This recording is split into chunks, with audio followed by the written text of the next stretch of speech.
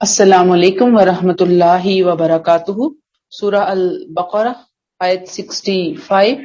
نحمدہ ونصلی علی رسولہ الکریم، اما بعد فاعوذ باللہ من الشیطان الرجیم، بسم اللہ الرحمن الرحیم۔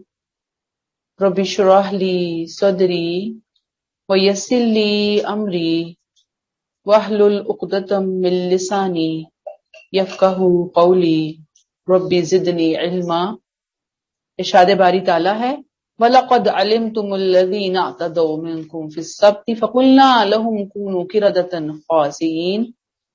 اور تم انہیں بھی جانتے ہو جنہوں نے ہفتے کے دن یعنی سبت کے دن کی بے حرمتی کی، ودن بریکٹ قانون کی، تو ہم نے ان سے کہا جاؤ ذلیل بندر بن جاؤ، حقیقی بندر بن جاؤ۔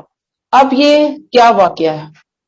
یہ وہی واقعات ہیں ان اللہ سورہ بقرہ کے آغاز سے ہی ہمیں سنا رہے ہیں، بتا رہے ہیں، سمجھا رہے ہیں۔ اور ان کا جو ماضی ہے نا وہ سرکشی سے بھرا ہوا، اتنی سرکشی ہے، ہر واقعے میں آپ دیکھیں گے کہ سرکشی کی ایک نئی داستان نظر آتی ہے۔ اب یہ واقعہ کیا ہے؟ سبت کے دن جنہوں نے سرکشی کی، کیا سرکشی تھی؟ سبت کیا ہے؟ سبت سے مراد ہفتے کا دن، چھٹی کا دن۔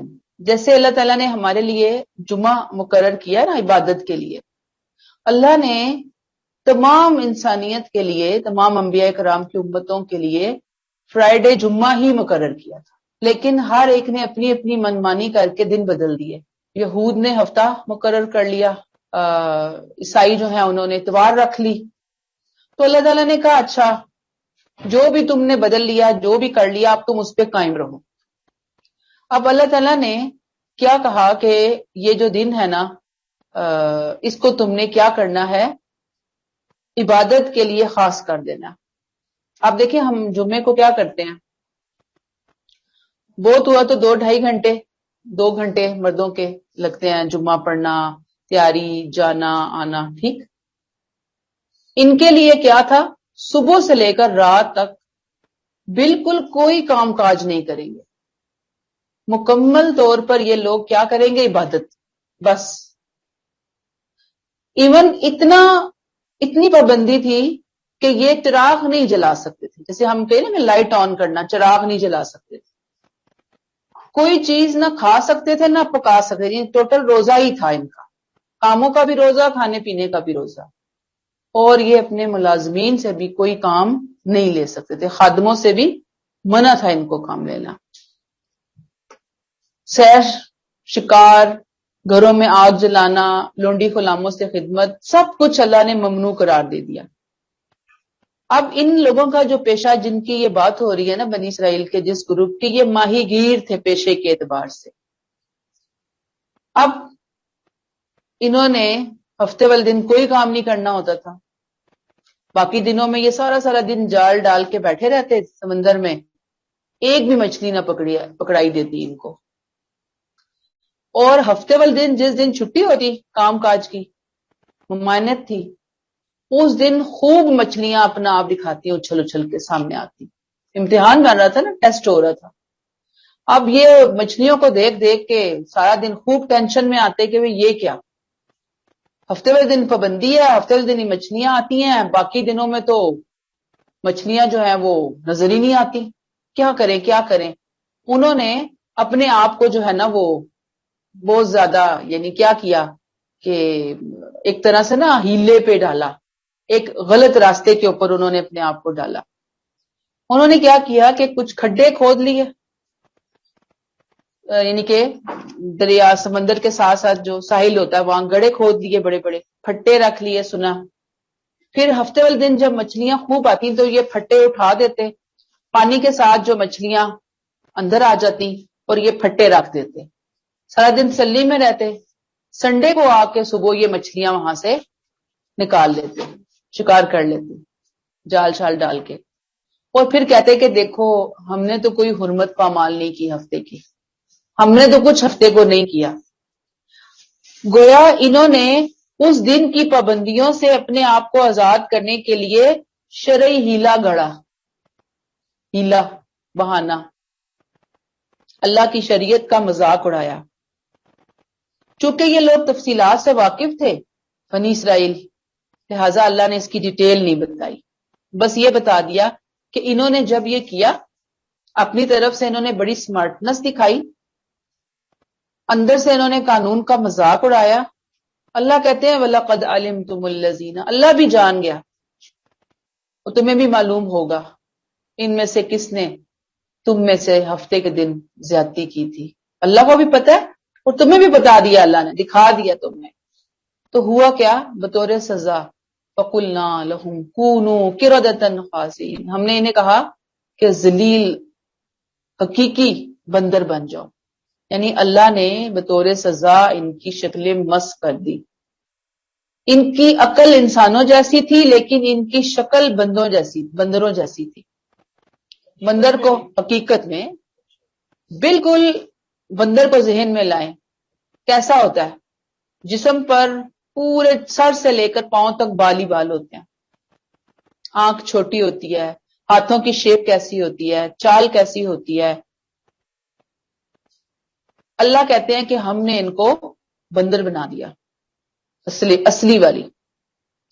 یاد رکھیے کہ یہ جو آج بندر ہے نا، یہ وہ بندر نہیں ہے، وہ تو 3 دن بعد ختم کر دیے گئے جن پر اللہ کی طرف سے اللہ کے رسول کی موجودگی میں یعنی کہ عذاب آتا ہے تو پھر ان کو ختم کر دیا جاتا. تو ان بندروں کو ختم کر دیا گیا. مراد یہاں پر یہ ہے کہ اللہ تعالیٰ ایک لیسن دینا چاہ رہے ہیں کہ دیکھو ہوا کیا.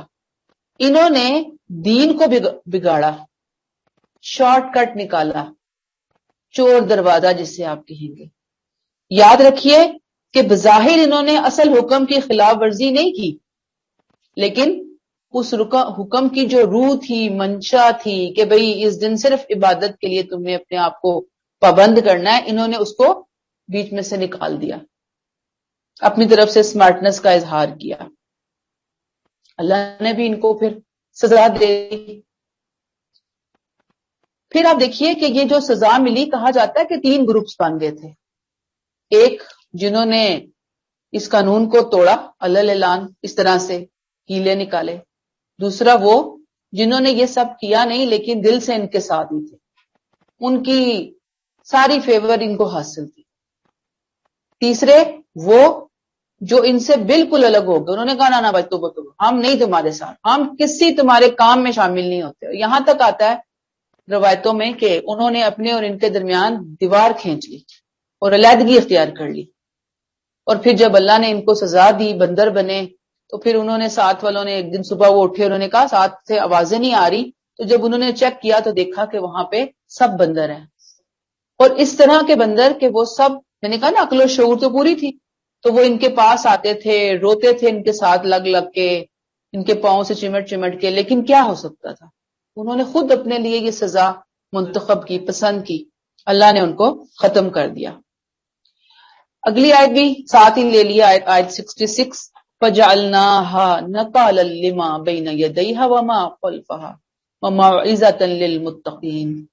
اس طرح ان کی اس بستی کو ودن بریکٹ جس میں انہوں نے سب کی بے حرمتی کی تھی بریکٹ کلوز، ہم نے اس کے گرد و پیش کے لیے ایک نمونہ عبرت اور خدا سے ڈرنے والوں کے لیے ایک ذریعہ نصیحت بنا لیا. اب دیکھیں کہ کہا جاتا ہے کہ یہ بڑے ایک طرح سے جو ان کا شہر، ان کی بستی تھی نا، یہ کوئی عام بستی نہیں تھی. جیسے ابھی بھی آپ دیکھیں نا کہ بعض علاقے، بعض بندرگاہیں بہت مشہور ہوتی ہیں. جیسے آپ کہیں گے کہ کراچی کی بندرگاہ ہے. اب کراچی کی بندرگاہ کیسی ہے؟ پورے دنیا سے سامان شپ کے ذریعے وہاں آتا ہے اور پھر پورے پاکستان کے اندر وہ ڈسٹریبیوٹ ہوتا ہے. ایسے ہی ان کی بھی یہ بندرگاہ تھی، ان کی بھی، ان کا جو کنارہ تھا، ساحل تھا، بڑے مشہور تھے، لوگوں کے اندر بڑے مشہور تھے، اپنی ترقی کے لیے یہ لوگ بڑے مشہور تھے. لیکن اتنا زوال آیا کہ ارد گرد کی جو بستیاں تھیں اس وقت موجود، ان کے لیے یہ داستان عبرت بن گئے. دور دور تک ان کا واقعہ مشہور ہوا کہ دیکھو کیا ہوا ان کے ساتھ. اور بہرحال اللہ تعالیٰ نے اس سے کہا کہ ان کے لیے یہ سبق بنا، نمونہ عبرت بنا. بعد والوں کے لیے بھی یہ نمونہ عبرت ہے، لیکن جو متقین ہے نا وہ اس سے نصیحت لیں گے. کون سی نصیحت؟ کہ اللہ کا دین اللہ کی شریعت ہنسی مذاق کی چیز نہیں ہے. اللہ کا دین، اللہ کی شریعت ہیلے بہانے اختیار کرنے کی چیز نہیں ہے. جیسے آج ہم مسلمان کیا کرتے ہیں، سود کے نام کو ہی چینج کر دیا. ہم نے کہا جی پروفٹ ہے، منافع رکھ دیا. تو نام منافع رکھ لینے سے سود کی حقیقت تو کیا ہوتا ہے. ہم دیکھ رہے تھے کہ آج مسلمان جو ہے نا وہ کیا کرتے ہیں، سود کا نام انہوں نے کیا رکھ لیا، پروفٹ. کہتے ہیں ماں باپ کی زیارت کر لی، حج مقبول کا ثواب مل گیا. سورہ اخلاص پڑھ لی 3 دفعہ، پورا قرآن پڑھ لیا، کیونکہ سورہ اخلاص کو 1/3 قرآن کہا گیا. پھر اس کے علاوہ زکوٰۃ سے بچنے کے لیے پرانے زمانے میں عرب کیا کرتے تھے کہ وہ سال کے اینڈ میں جو کروڑوں کا ان کا سونا ہوتا تھا نا، وہ اس کو ایک بالٹی میں ڈالتے اور اوپر خوب ڈھیر ساری گندم ڈالتے، کسی غریب کو بلاتے اور اسے کہتے کہ یہ لے لو تم گندم ہماری طرف سے گفٹ. وہ غریب وہاں سے لے کے باہر نکلتا، ان کا اپنا ایجنٹ باہر جا کے اس کو ملتا اور اسے کہتا کہ یہ تم مجھے نا بالٹی کی گندم والی بالٹی جو ہے نا 500 درہم میں دے دیں. اچھی خاصی اس کو آفر لگاتا. وہ کہتا اتنی سی گندم 500 درہم میں، وہ فوراً بالٹی اس کو دے دیتا. اور یہ کہتے کہ بھئی ہم نے تو کوئی ایسی بات نہیں کی، گندم جو ہے وہ ہم نے اپنی وہ یعنی کہ زیور ہم نے نکالا اور پھر ہم نے اس کو واپس لے لیا. اور بعض ایسا کرتے ہیں، اب تک ایسا کرتے ہیں کہ سال کے اینڈ میں شوہر جو ہے وہ بیوی کو دے دیتا ہے مال، اور پھر اس کے بعد بیوی جو ہے نا واپس شوہر کو دے دیتی ہے. استغفر اللہ، ہیلے نکالتے ہیں.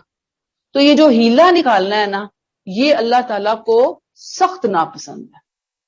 کہ شریعت کا مذاق اڑانا بھی ہے، یہ شریعت کے شعار کی بے حرمتی بھی ہے. اللہ تعالیٰ کو یہ چیزیں پسند نہیں ہیں. اور جو جوز ہیں ان کے بارے میں آتا ہے کہ اب بھی جو بہت دین پہ اپنے عمل کرنے والی خواتین ہیں، ان کے بھی ہے کہ وہ اپنے بال جو ہیں وہ شو نہیں کریں گی نا دوسرے مردوں کے سامنے. تو وہ کیا کرتی ہیں کہ وہ اپنے سر کو گنجا کروا دیتی ہیں، گنجا کروا کے تو اوپر وگ لگاتی ہیں اور پھر کہتی ہیں کہ دیکھیں ہم نے بال تو نہیں نا اپنے کسی کو دکھائے. تو بات یہ ہے کہ یہ جو چیزیں ہیں نا اللہ کی نظر میں یہ سخت پکڑ کا سبب بننے والی ہیں. اللہ نے یہ واقعہ اسی لیے یہاں پر لایا کہ بھئی تم لوگ اپنی زندگی کے اندر سے ان چیزوں کو نکالو. یہ چیزیں نہیں ہونی چاہیے تمہاری زندگی کے اندر، ہیلے بہانے. ہیلا اصل میں جھوٹ ہی ہوتا ہے، ہیلا اصل میں دھوکہ ہی ہوتا ہے. ہیلے کی اجازت نہیں ہے، جو ہے سچائی کے ساتھ رکھو اور لے کر آؤ. آیت نمبر 67، وَإِذْ قَالَ مُوسَىٰ لِقَوْمِهِ إِنَّ اللَّهَ يَأْمُرُكُمْ أَن تَذْبَحُوا بَقَرَةً. اے بنی اسرائیل، وہ واقعہ بھی یاد کرو جب موسیٰ نے اپنی قوم سے کہا اللہ تمہیں حکم دیتا ہے ودن بریکٹ خون پر قسمیں کھانے کے لیے. بتاؤں گی ابھی آپ کو، بیکٹ کلوز، ایک گائے ذبح کرو. وہ کہنے لگے کیا تم ہم سے مذاق کرتے ہو؟ موسیٰ نے کہا میں اللہ کی پناہ مانگتا ہوں کہ اس طرح کا جاہل بن جاؤں. اب یہ بات کیا ہے، ان کی تاریخ سے یعنی پیچھے ایک واقعہ آیا کہ یہ ہیلے بہانے کر کے جان چھڑاتے تھے مختلف حکموں سے. یہاں پہ ان کی ہسٹری سے ایک اور واقعہ اٹھایا جس کو قسامہ کا واقعہ کہا جاتا ہے. قسامہ، قاف سین تشدید کے ساتھ الف میم ہے. اب یہ ہوتا کیا تھا کہ وہاں پہ نا جب بھی کوئی قسم کھائی جاتی تھی، جب کوئی ایگریمنٹ کیے جاتے تھے، یعنی رواج تھا ان علاقوں کے اندر، تو وہ لوگ کیا کرتے تھے، جیسے ہماری مسجد ہے نا، ان کے معبد ہوتے تھے یعنی عبادت کی جگہ.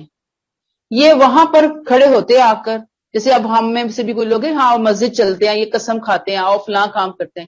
یہ اپنی عبادت گاہ کے سامنے کھڑے ہوتے اور وہاں پر آ کر یہ قسمیں کھاتے تھے.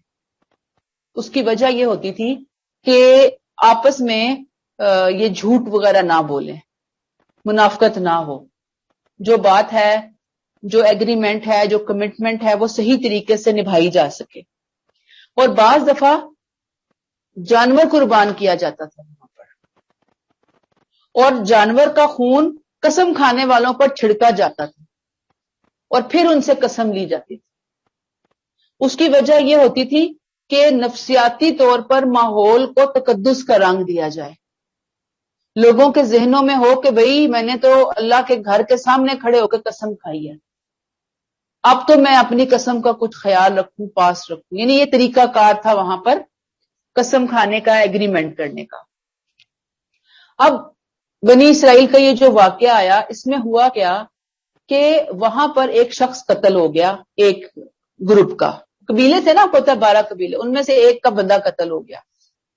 اب جو بندہ قتل ہوا وہ واپس سمجھے کہ جس نے قتل کیا نا، اس نے کسی اور گروپ کی طرف اس کا جو ہے نا وہ لاش ڈال دی، کیا اپنے ہی بندوں نے قتل، انہوں نے لاش جو ہے نا کسی اور گروپ کے قبیلے کے سامنے ڈال دی تاکہ الزام ان کے اوپر لگے.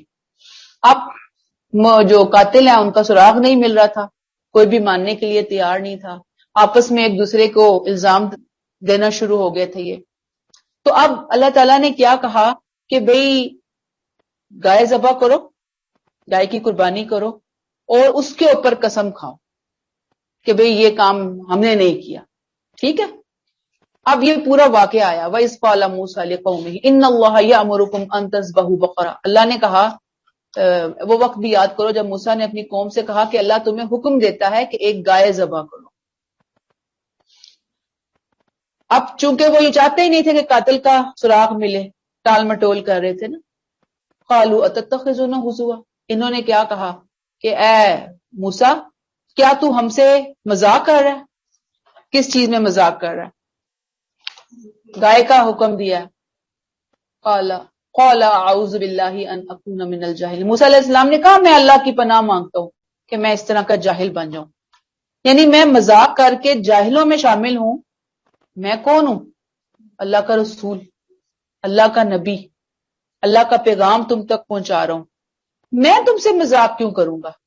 مجھے کیا ضرورت پڑی ہے مذاق کرنے کی؟ تو یہاں سے ایک چھوٹا سا لیسن ملتا ہے، وہ یہ کہ جو دین کی طرف بلانے والے ہوتے ہیں نا، انہیں بھی کسی کا مذاق اڑانا بالکل زیب نہیں دیتا، ان کا یہ رویہ ہو ہی نہیں سکتا. عام لوگوں کو بھی دوسروں کا مذاق نہیں اڑانا چاہیے، لیکن دین کی دعوت کے میدان میں جو آیا ہوا ہے نا، اس پلیٹ فارم پہ ہے، اس کو کسی رویے کا مذاق نہیں اڑانا، کسی کی چال ڈھال کا مذاق نہیں اڑانا، کسی کے اٹھنے بیٹھنے کھانے پینے کا مذاق نہیں اڑانا، کسی کے سوالوں کا مذاق نہیں اڑانا. اگر کوئی غلطی کر دیتا ہے تو اس کی غلطی پر ہنسنا بھی نہیں ہے. ہمارے ہاں تو میں ویسی بات کرتی ہوں کہ تجوید کی کلاس میں آپ دیکھیں سب کے قرآن پاک تو ٹھیک نہیں ہوتے عموماً، کیونکہ پڑھا نہیں ہم لوگوں کے رواج ہی نہیں ہے. ایک عربی جو ہے وہ ہماری زبان نہیں ہے، دوسرا یہ کہ رواج نہیں ہے عربی کے حوالے سے. اب لوگ پڑھ رہے ہیں، اگر کوئی غلطی کر لے گا تو باقی لوگ ہنسنا شروع کر دیں گے. نہیں، ایسا بھی ہوتا ہے ماحول. یا ٹیچر جو ہے وہ اسٹوڈنٹس کے اوپر ہنسنا شروع کر دے گی کہ تمہیں پڑھنا نہیں آتا، یہ پڑھ رہے ہو تمہیں تمیز نہیں ہے، تمہیں فلاں نہیں ہے. مطلب غلط بات بالکل. ویسے آپ دیکھیں گے کوئی باہر جاتے ہوئے کوئی گر جائے، سارے ہنسنا شروع کر دیں گے. نہیں، وہاں پہ ہنسنے کی تک سمجھ نہیں آتی. بجائے کہ جو گرا یا گری خاتون اس کو فٹافٹ جا کے اٹھائیں، وہ اس کو تھوڑی تسلی دیں، دیکھیں چوٹ تو نہیں لگی. آدھی سے زیادہ دنیا جو ہے وہ ہنس رہی ہوگی. یعنی انتہا درجے کی جہالت. موسیٰ علیہ السلام نے کہا ایسی جہالت اللہ کا رسول جو ہے وہ نہیں کر سکتا، اس کو زیب ہی نہیں دیتی ہے. اور عام کسی مسلمان کو، کسی بندے کو یہ زیب نہیں دیتی باتیں، یہ ایٹیکیٹس کے خلاف باتیں ہیں. اب کیا ہوا؟ اگلی آیت سے دیکھیں، واقعہ چل رہا ہے 68 آیت.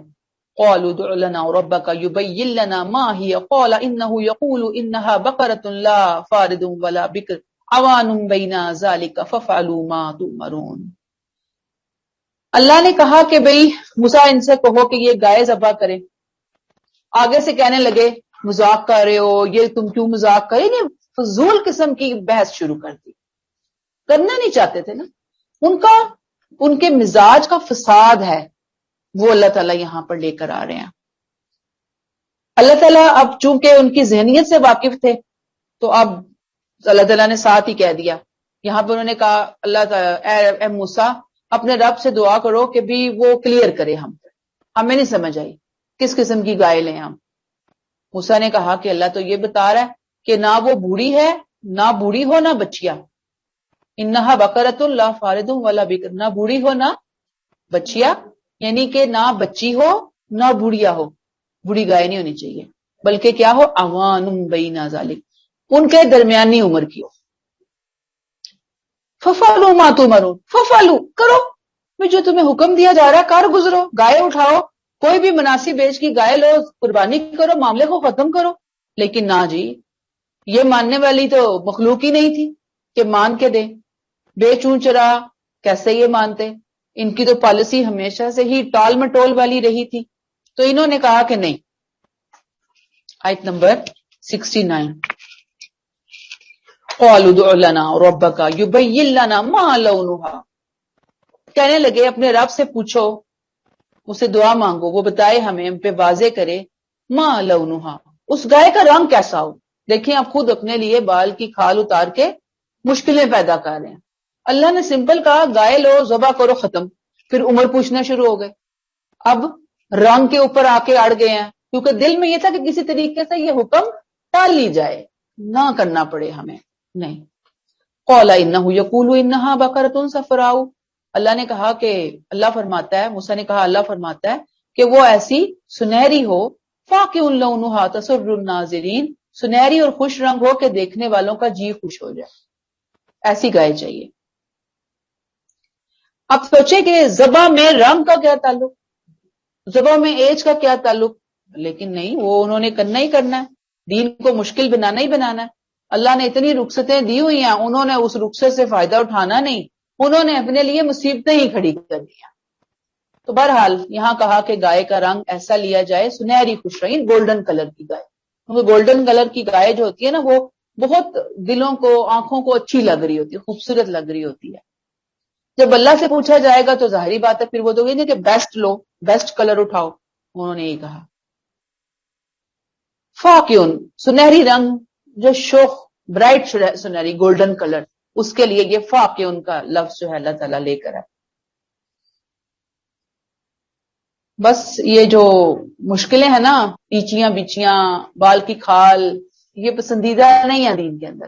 سیدھی سیدھی سی بات نظر آتی ہے، اس کو لے لو اور عمل کر لو، ٹھیک ہے نا۔ اب جیسے ہمارے ہاں بعض لوگوں نے بنایا جی پانی پینے کی 70 سنتیں، پھر 70 سنتیں پہلے آپ پوری کریں گے، پھر ایک گلاس پانی پیئیں گے، تو بندہ کہے گا کہ میں یا سنتے چھوڑوں گا یا پانی پینے چھوڑوں گا۔ میں 70 تو نہیں نا آپ کر سکتے، 2-4 سنتیں بتائی ہیں پانی پینے کے وقت، آپ اس کو فالو کر لیں، بس ختم۔ لیکن ہم نے بھی پھر دین کے اندر مزید اپنی طرف سے چیزیں گھڑ گھڑ کے ڈالنی ہیں، اور ایک تقدس کا، ایک دین کا اس کو رنگ دینا ہے جو اللہ نے نہیں دیا اور نہ انہوں نے پسند کیا۔ مشکل بناتے ہیں خود ہم اپنے لیے دین کو۔ آیت 70، قالوا ادع لنا ربک یبین لنا ما ہی، کہنے لگے موسیٰ اپنے رب کو ایک دفعہ اور پکارو، وہ ہمارے لیے واضح کرے، کلیئر کرے، کیا؟ ان البقرۃ تشابہ علینا، ہمیں تو گائے کے بارے میں شبہ ہو گیا، ڈاؤٹ کا شکار ہو گیا، ہمیں سمجھ نہیں آ رہی۔ وَإِنَّا إِن شَاءَ اللَّهُ لَمُهْتَدُونَ، اگر اللہ نے چاہا تو ہم اس کا پتہ پا لیں گے۔ اب ظاہری بات ہے کہ ان کو سمجھ آ گئی تھی کہ بھی سوال تو بڑا جہلوں والے ہیں جو ہم کر رہے ہیں، بہت نامعقول قسم کے احمقوں والے سوال ہیں، انہوں نے بھی سمجھ آ رہی تھی یہ بات، کرنا نہیں چاہ رہے تھے نا۔ انہوں نے کہا اب جان تو چھٹنی نہیں، تو کہا موسیٰ کوئی دعا کر دو، اب ہم کر ہی لیں گے۔ تو وہ جنہوں نے کہا نا انشاءاللہ لمہتدون، اس جملے کی برکت سے اللہ تعالیٰ نے ان کو تمہیں ایک طرح سے توفیق دی کہ چلو اچھا ٹھیک ہے ذبح کر لو، ورنہ ان کو کہا ملنی نہیں تھی توفیق اگر وہ یہ انشاءاللہ کا لفظ نہ بولتے۔ کہتے ہیں ہم قربانی تو کرنا چاہتے ہیں لیکن سمجھ نہیں آ رہی کہ گائے کس طرح کی ہو، مزید کلیئر کرو، ہم پتہ ڈال لیں گے، ہم ڈھونڈ لیں گے اس گائے کو۔ آیت نمبر 71، قال انه یقول انها بقرۃ، موسیٰ نے کہا کہ اللہ کہتا ہے وہ ایسی گائے ہو، لا ذلول تثیر الارض، جس سے نہ محنت لی جاتی ہو، ولا تسقی الحرث، نہ زمین جوتتی ہو۔ اللہ تعالیٰ کیا کہتے ہیں کہ گائے ایک ایسی ہو جس سے نہ محنت لی جاتی ہو، یعنی زمین نہ جوتنے کا کام کرتی ہو، ولا تسقی الحرث، اور نہ فصلوں کو پانی دیتی ہو، مسلمۃ لا شیۃ فیہا، ایک ہی رنگ، ایسے رنگ کی ہو کہ اس میں کوئی اور رنگ کی آمیزش نہ ہو، یعنی کہ اس پہ داغ نہ لگے ہوئے ہوں، بے داغ ہو. کیونکہ آپ دیکھیں نا جب کسی گائے سے مشقت دی جائے گی تو اس کے اوپر وہ کاٹھی اور اس کی چیزیں باندھی جائیں گی، رسیاں وغیرہ، تو وہ رنگ وہ اس کا جو ڈیزائن وہ اس کے اوپر جسم پہ آ جاتا ہے، فکس ہو جاتا ہے، کلر چینج ہو جاتا ہے اسکن کا. اللہ تعالیٰ نے کہا ایسی گائے کہ جس سے کوئی کام ہی نہیں لیا گیا، بڑی لاڈلی چہیتی سی گائے، بڑی محبوب، مالک نے باندھ کے رکھی ہوئی ہوگی کہیں وہ گائے ڈیکوریشن پیس کی طرح، نہیں گایوں والا کام نہیں کرتی ہوگی وہ. قالوا الآن جئت بالحق، کہنے لگے ہاں اب موسیٰ بات سمجھ آئی، اب بات سمجھ آئی ہماری. فذبحوها وما كادوا يفعلون، پھر انہوں نے گائے ذبح کی اور لگتا نہیں تھا کہ وہ کریں گے، یعنی انہیں سمجھ آ گئی کہ یہ فلاں بندے کی فلاں گائے کے بارے میں بات، کیونکہ گائے ہی ایک تھی پورے دور دراز علاقے میں، اور بڑی دور تھی، بڑی مہنگی، بڑی قیمتی، کوئی دینے کے لیے اپنی فیورٹ چیز تیار بھی نہیں ہوتا نا، آپ کو پتا ہے. ٹھیک ٹھاک پیمنٹ کر کے انہوں نے بڑے منتیں تلنوں سے وہ گائے حاصل کی، جو ایک عام گائے سے کام ہو سکتا تھا انہوں نے اپنے لیے خود اس کو مشکل بنایا، پھر وہ گائے حاصل کی. اب کہتے ہیں اب تو موسیٰ صحیح بات لے کر آیا، اب پہنچے ہم گائے تک. بہرحال میرے اور آپ کے لیے لیسن کیا ہے کہ دین کے معاملے میں ٹال مٹول کی پالیسی، غیر ضروری گفتگو، بحث، بیکار سوالات، بال کی کھال اتارنا یہ پسندیدہ نہیں ہے. ایک مناسب حکم کو جاننے کے لیے ایفرٹ تو کرنی ہے، علم حاصل کرنا ہے، لیکن یہ نہیں کہ اب ایک موٹی موٹی چیزیں سمجھ آ گئی ہیں پھر بھی ہم بیچ میں گھس گھس کے یہ کیوں، وہ کیوں، ایسا کیوں، ویسا کیوں.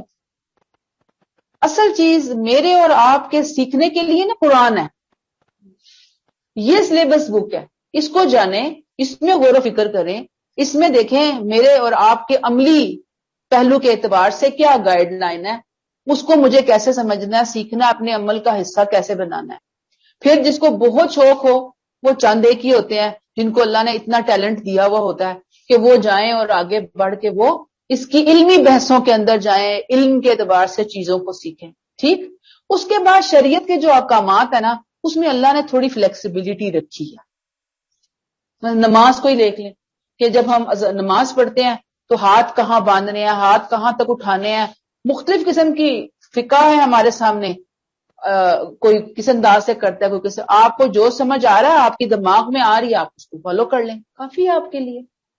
دوسرا یہ کہ نیکی کا موقع ملا جلدی جلدی کر لیں، لیڈر بنے، انتظار میں نہیں بیٹھے رہیں اچھا فلاں کر لے گا، یہ ہو جائے گا پھر کر لیں گے، ورنہ وہ موقع ہی ہاتھ سے نکل جائے گا، دل ہی ختم ہو جائے گا، ذہن پھر جائے گا اس نیکی سے.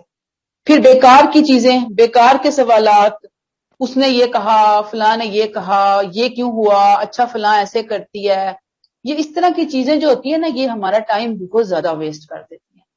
کبھی بھی ہم کوئی بامقصد کام اگر کرنا چاہیں تو ہم ان چیزوں کی موجودگی میں نہیں کر سکتے.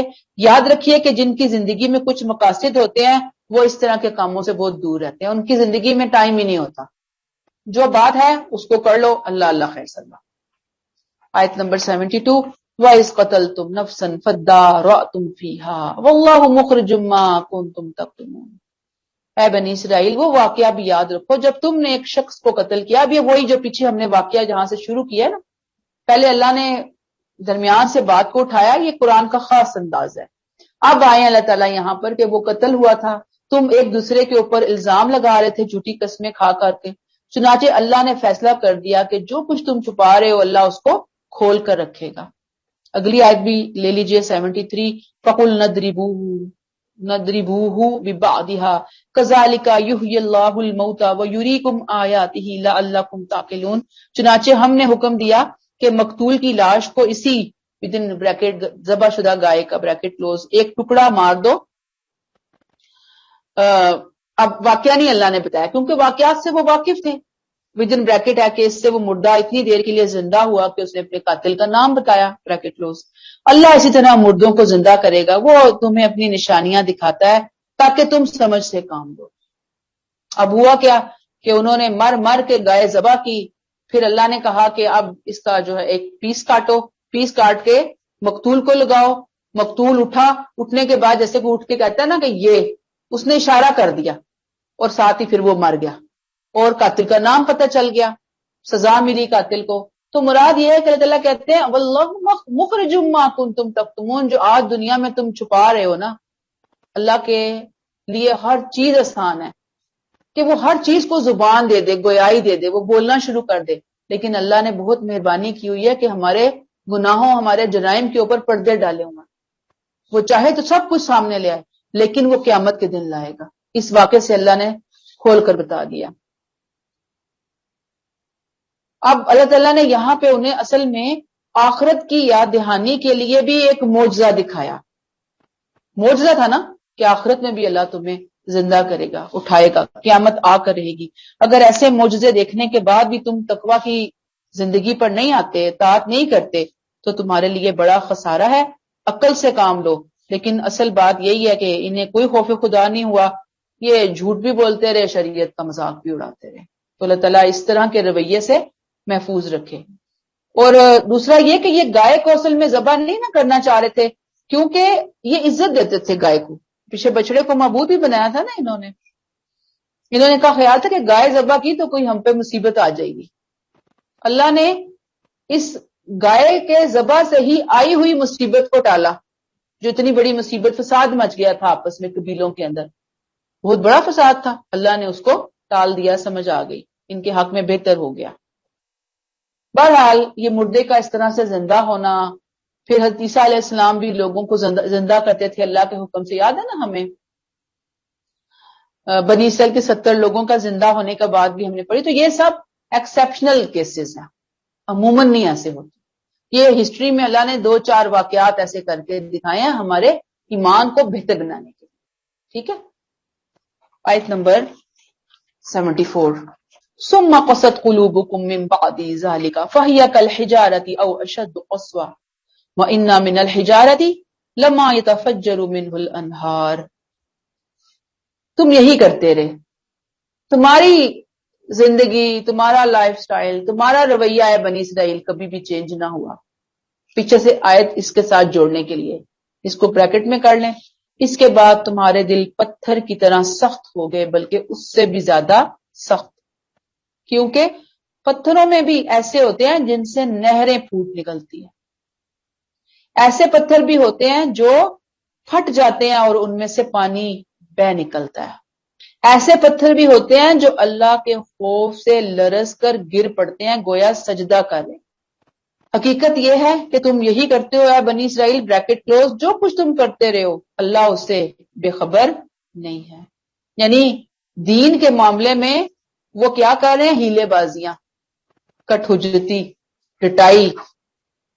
اللہ تعالیٰ نے یہاں پہ ان کے دلوں کی سختی کو ہائی لائٹ کیا، سنگ دلی، بے حسی کو، کہ کوئی چیز اپنے وقت کے رسول کی باتیں، اللہ کا کلام، ادھر ادھر کے لوگ جو باتیں کر رہے ہوتے ہیں، لوگ یا ضرورت مند ہوتے ہیں، ان کے اوپر کوئی چیز اثر نہیں کرتی، کوئی چیز ان کے اندر نرمی پیدا نہیں کرتی۔ اللہ نے کہا کہ اصل میں تمہارے اندر دل نہیں ہے، خون کی بوٹی نہیں ہے، بلکہ تمہارے اندر تو پتھر ہے دل کی جگہ، اور پتھر بھی کیا، پتھر سے بھی زیادہ سخت ہے جو تم نے دل اندر اپنے ڈیولپ کر لیا۔ اللہ نے ایسا دل نہیں دیا، انہوں نے بے حسیاں کر کے بالکل اپنے دل کو تبدیل کر دیا، اس کی کیمسٹری تبدیل ہو گئی۔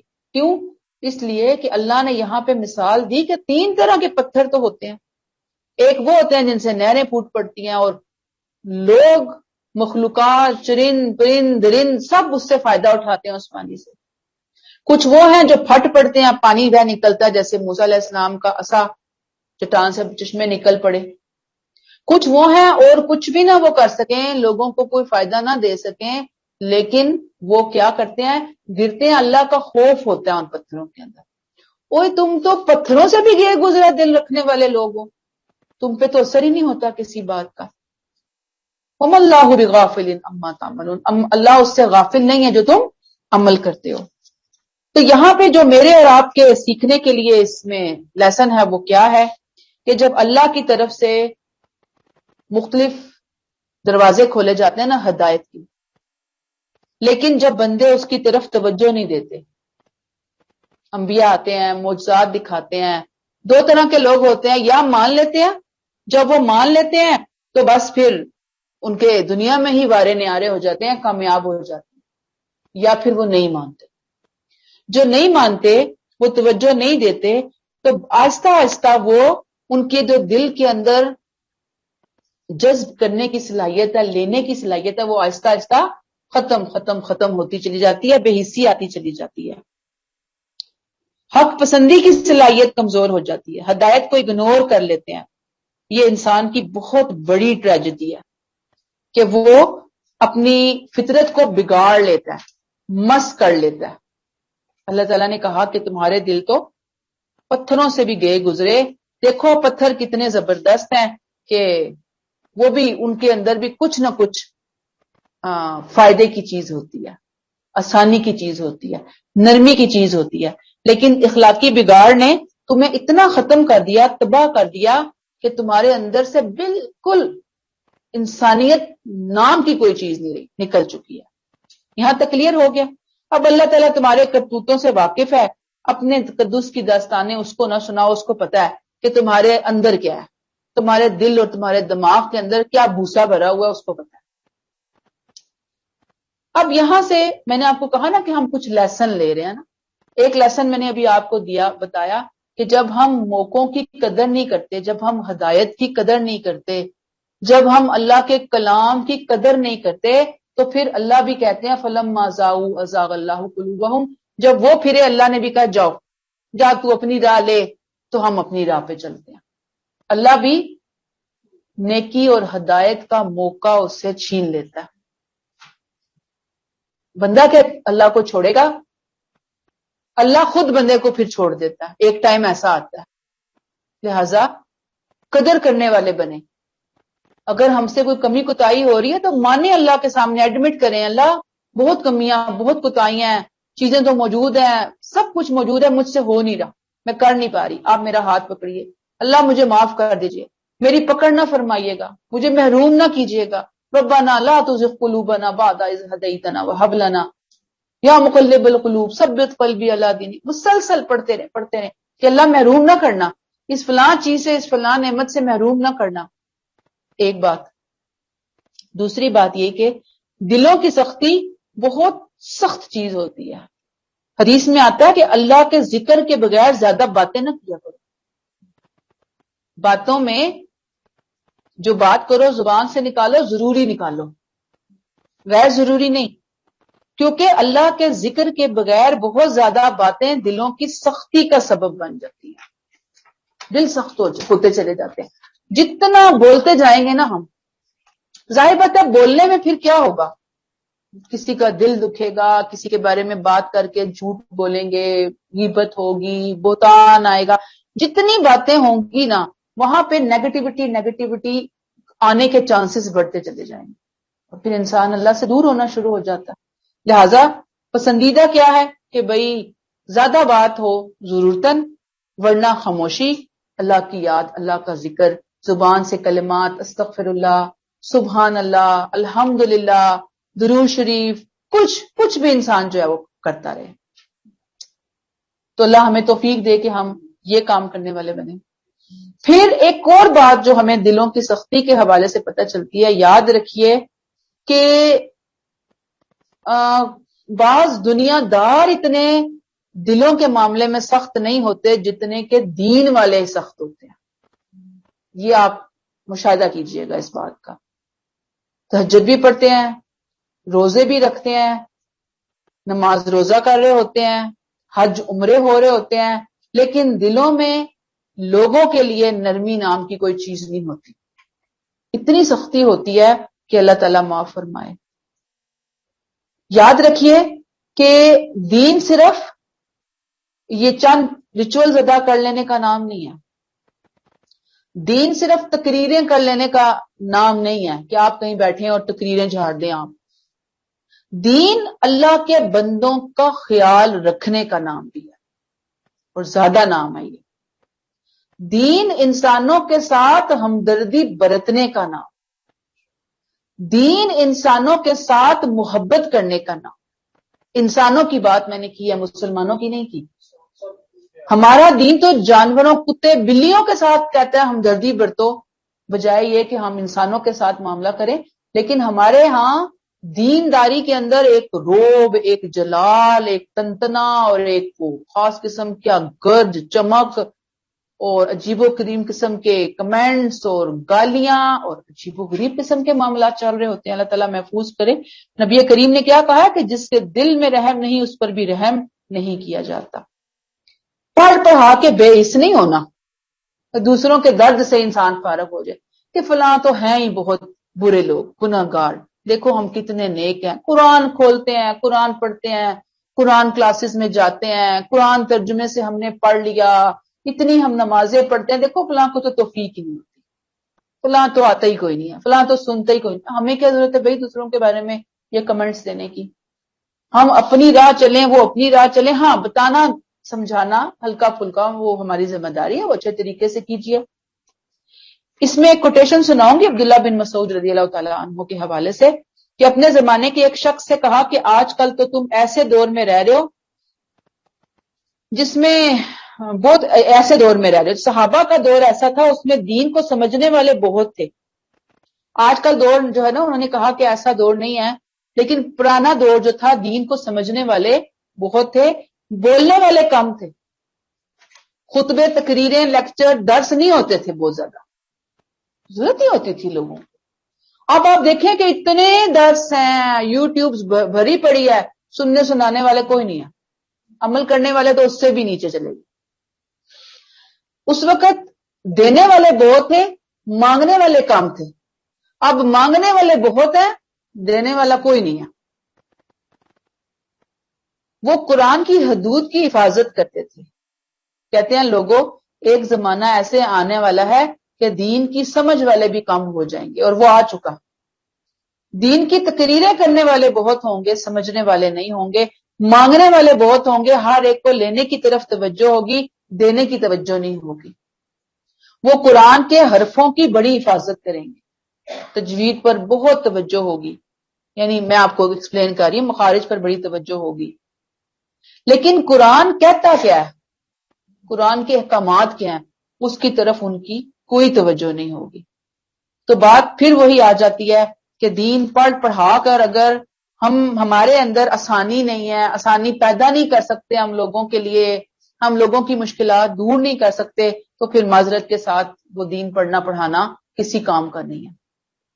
اور یہ میں آپ کو بار بار ہمیشہ بتاتی آئی ہوں کہ یہ جو آسانیاں ہیں نا، یہ اپنے کلوز سرکل سے شروع ہوتا ہے آسانیوں والا معاملہ، اور پھر اس کے بعد پھر اس کے بعد پھر اس کے بعد، یعنی کہ باہر والوں کے لیے آپ بہت زیادہ یعنی کہ بچ بچ کے جا رہے ہیں اور جناب بہت اچھے ہیں، اور اپنے قریب سرکل جو ہے نا وہ آپ کی خیر سے، آپ کی طرف سے پہنچنے والے فائدوں اور خیر سے محروم ہے. یہ نہیں، یہ دینداری نہیں ہے.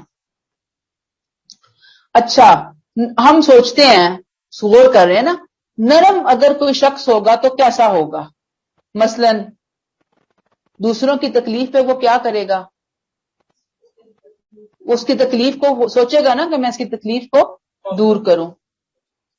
بعض لوگ ایسے ہوتے ہیں کہ ان کو جب تک دوسروں کی مدد نہ کر لیں وہ سو نہیں پاتے، چین نہیں آتا ان کو، حساس ہوتے ہیں. پھر اپنی زبان سے کوئی ایسی بات نہیں کہے گا نرم دل شخص جس سے دوسروں کو تکلیف ہو. دوسروں کے ساتھ وہ معاملہ کریں گے جو وہ اپنے ساتھ چاہتے ہیں. پھر ہر ایک کے ساتھ بھلائی کا معاملہ کرنے والے. کسی سے غلطی ہو جائے تو یہ نہیں کہ بھی میں تو تمہیں کبھی بھی معاف نہیں کروں گا، نہیں، ہو گئی غلطی بس ختم کرو اب اس معاملے کو. اللہ کا خوف رکھنے والے. اور پھر کیا کہ عاجزی کرنے والے، کمفرٹیبل فیل کرتے ہیں، اللہ کے سامنے جھکنے والے، بندوں کے سامنے تکبر نہیں ہے ان کے اندر، اپنے آپ کو بڑی چیز نہیں سمجھتے. یہ ہوتے ہیں نرم دل والے لوگ. اور دل سخت کب ہوتے ہیں؟ یاد رکھ لیجئے کہ جب ہم اللہ اور اس کے کلام کو اگنور کرتے ہیں، یا انکار کرتے ہیں، یا ہم اس سے توجہ نہیں دیتے، یا خدا نہ خواستہ دلوں کے اندر منافقت ہوتی ہے، سامنے سے کچھ اندر سے کچھ، تو کیا ہوتا ہے کہ دل سخت ہونا شروع ہو جاتے ہیں. بدعت، دین میں نئی نئی چیزیں گھڑ لینا، ان سے دل سخت ہوتے ہیں. گناہ انسان کرتا جاتا ہے، وہ آپ نے سنا نا حدیث کا، دل پر سیاہ نقطہ لگتا ہے، پھر لگتا ہے، پھر لگتا ہے، وہ بڑھتے جاتا ہے، حتیٰ کہ دل کالا سیاہ ہو جاتا ہے. پھر مباح کی کثرت کو بھی علماء کہتے ہیں کہ بیچ میں آ جاتے ہیں. مباح کون سی چیزیں ہوتی ہیں؟ وہ حرام نہیں ہوتی، گناہ نہیں ہوتے، لیکن نیکی بھی نہیں ہوتی، ان کی کثرت بہت زیادہ. پھر اتنی باتیں ہیں، کام کی بات ایک بھی نہیں ہے. تو کام کی بات کدھر گئی؟ فائدے کی بات کوئی نہیں ہے. تو اس سے بھی دل سخت ہو جاتے ہیں. علاج کیا ہے دلوں کی سختی کا؟ سب سے پہلا علاج کے توبہ، سب سے پہلے توبہ. اور توبہ بہت زبردست چیز ہے، ڈٹرجنٹ ہے، دھو دیتا ہے دل کو. پھر قرآن میں غور و فکر، قرآن سے اپنے تعلق کو جوڑنا، مضبوط کرنا. پھر موت کو کثرت سے یاد کرنا کہ جانا ہے، اس دنیا میں نہیں رہنا. پھر اگر ہمارے ارد گرد یتیم، مسکین، دکھی لوگ ہیں، ان کے ساتھ اچھا معاملہ کرنا، یتیم کے سر پر ہاتھ پھیرنا. پھر اچھی کمپنی، اچھے لوگوں کے پاس بیٹھنا، اچھے لوگوں کے ساتھ اٹھنا بیٹھنا، گپ شپ، ان کے ساتھ معاملات کرنا، وہ بھی دلوں کو نرم کرتی ہے. دینی معاملات، جی بالکل. اچھے لوگ جہاں پہ بیٹھ کر آپ کو دنیا ہے یا دین ہے پازیٹیو ہی سننے کو ملے، اچھی بات بتائی جا رہی ہے. اور خاص طور پر دینی محفل، جیسے اب الحمدللہ ہم بھی قرآن کی محفل میں بیٹھے ہیں نا، یہ بھی ایک محفل ہے نا، یہ بھی ایک کمپنی ہے، یہ بھی ایک اچھی ٹیم ہے ہماری الحمدللہ.